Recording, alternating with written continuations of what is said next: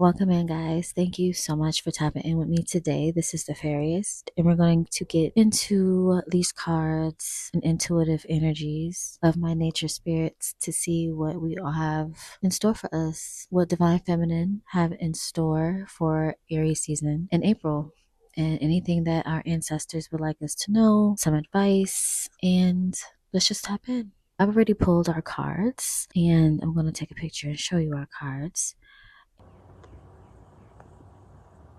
And we're going to just see, I'm going to break them down. They're talking about starting off with the signs that I see here. This may resonate with you deeply if you have, I'm hearing Gemini, Virgo, Capricorn energy, Taurus energy. I have fire placements too, Sagittarius, Aries, Leos, of course. Sagittarius, heavy though. Judgment feels like I have a little Scorpio energy. All right, my divine collective. There has been a person, I'm jumpy today. Maybe that's your energy. Maybe you're being guided to slow down your nervous system. Maybe you guys indulge in a lot of coffee, caffeine, and so you have to balance it. You got to slow down a bit. You just got to slow down. You got to go down a bit. You're no longer dealing with a situation. You're aware of that now. It's been a while since you've dealt with a person. Let's say you decided that you learned everything it is that you needed to learn about this person. I see a lot of you, a lot of us currently going through a leveling up, an ascension rather, because they're showing me like enlightenment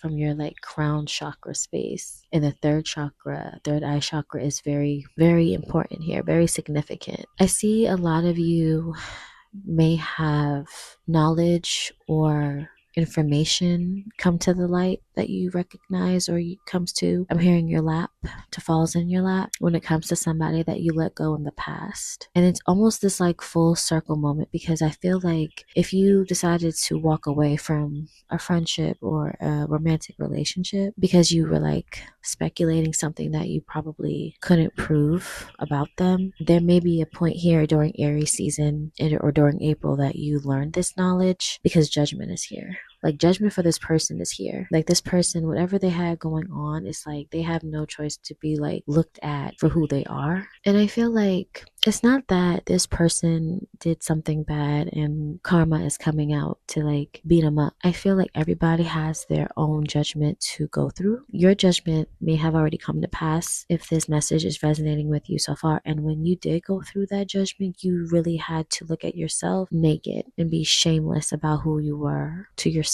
to accept, approve who you are or were at that point in order for you to actually go through this current initiation, this current glow up, level up, whatever you want to call it. So I feel like our set already experienced judgment. This person that you decided to release due to that judgment that you went through that season could have been about 2 weeks ago. Another portion of you, it feels like Sagittarius season. It feels like a couple of months ago. And the person that you decided to walk away from or detach from in whatever way that happens, they're experiencing judgment, and it's nothing nice. Okay, I have to say that this person, instead of tapping into their inner child and healing their inner child, they forfeited that. And so instead of them receiving the luscious beauty of what a child's eyes can hold as far as like imagination and creativity and natural insight, instinct, heart, they're going to experience the opposite of that. Whereas our collective, we've done the inner child work to release ourselves from past trauma. And I feel like the space that we're currently stepping into, albeit Aries season, April, we're going to see life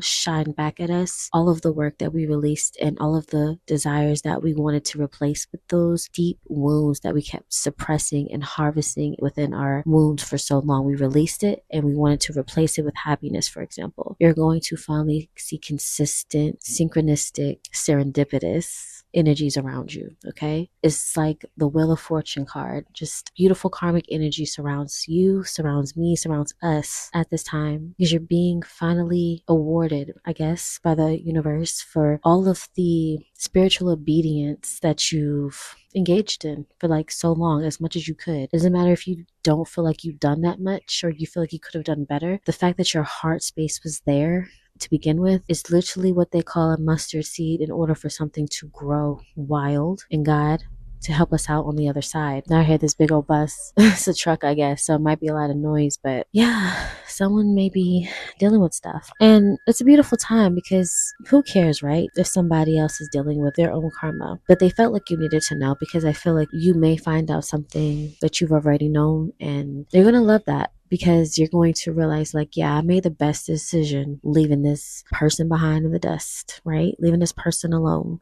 This person could have betrayed you with the Ten of Swords, and betrayal is one of the most difficult things to really get through, forgive yourself for, because maybe you've seen the signs, you know, and you ignore them, and that's okay. But you finally are out of this heartbreak, betrayal, can't trust nobody, can't trust a soul, holding on to intense negative emotions about this person, wanting your lick back or wanting to like make sure that you weren't the crazy one. No more nights of that. No more days spent reliving the same thoughts about what you could have done to move in that situation better, you know? None of that. People will say, well, you're detaching from someone and make sure you put up your boundaries. And we've put up our boundaries, but we're so comfortable within our boundaries, you don't even feel like you have to be a real enforcer. You're so trusting within your own heart, your own spirit, your own ancestors, God alone, the universe alone, that they set up the boundaries before we even do. You ever just like went through an experience, or before you even experienced something crazy, your ancestors or the spirit guides or just divine intervention stepped in and handled it for you before you even had to like step out of line? This is what this feels like. I hope this has been helpful, you guys. I really enjoyed this message today. I bless all of you with an amazing Aries season. Please don't forget to like this, subscribe to my channel, and I'll be back soon for more readings like this, okay? Take care. Love you guys. Mwah. Thank you for your support. Girl, okay, first of all,